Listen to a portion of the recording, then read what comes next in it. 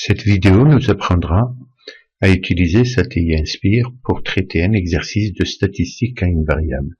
Prenons l'exemple ci-contre où on nous propose une série statistique sous forme d'un tableau d'effectifs et on nous demande de déterminer les différents paramètres de cette série, c'est-à-dire en seconde la moyenne, le premier quartile, la médiane, le troisième quartile, pour ensuite construire le diagramme en boîte associée. On commence par choisir un nouveau classeur. On choisit une feuille tableur et liste en 4. On renseigne la colonne A en prenant les valeurs de XI. On est très attentif aux valeurs qu'on rentre, parce que toute erreur peut se répercuter sur les résultats et ce serait dommage. Donc là, on est à x3 égale à 8, x4 égale à 11, x5 égale 13, x6 égale à 16 et x7 égale 18.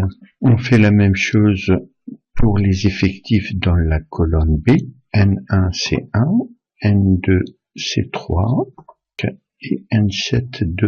Une fois que ce travail est effectué, on va sur Menu, on choisit 4 en statistique, 1 variable statistique et encore 1 statistique à une variable. On choisira toujours le nombre de listes comme étant une liste.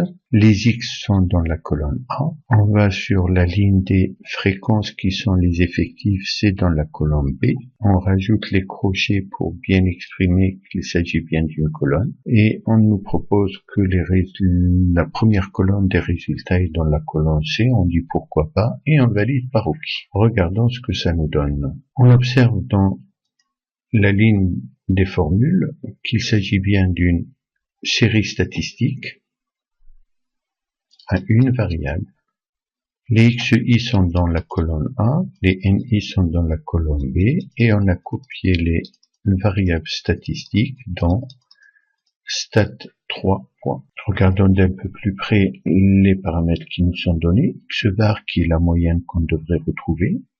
Sigma X c'est la somme des NI XI. Sigma dx carré, un paramètre qui ne nous intéresse pas en seconde, il est important en première. Sx, c'est un écart type d'un échantillon qu'on n'utilisera jamais en lycée. Sigma x, c'est un paramètre qui nous sera demandé en première. N, qui est la somme des effectifs, ici c'est 30. X min, c'est 5, on le voit bien. C'est la valeur minimale de la variable statistique.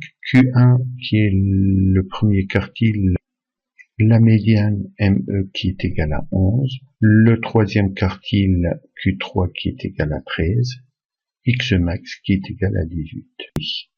Pour la construction de la boîte à moustaches, une chose qui est impérative, c'est d'abord nommer chacune des listes. Tout simplement, pour la liste des variables, on la note XI, et la liste des effectifs, on la note NI. Cette nomination est impérative pour pouvoir afficher un graphique statistique. Une fois ce travail effectué, on va rajouter une nouvelle page et cette fois-ci, on ajoute une page données et statistiques. On constate qu'on a toutes les valeurs qui nous sont proposées. On sélectionne la partie centrale du bas et on va sur Contrôle Menu et on choisit 2 pour une variable X avec une liste récapitulative. La liste des X, c'est la liste XI. La liste récapitulative, c'est la liste NI. Et on valide par OK. Par défaut, ça nous donne un diagramme en bâton ou un histogramme. Lorsqu'on réappuie sur Menu, on va en 1 dans Type de tracé et on choisit Boîte à moustaches. Quand on se balade sur cette boîte à moustaches, on retrouve X1000 qui est 5, Q1 qui est 8, la médiane qui est 11, Q3 qui est 13, Xmax qui est 18.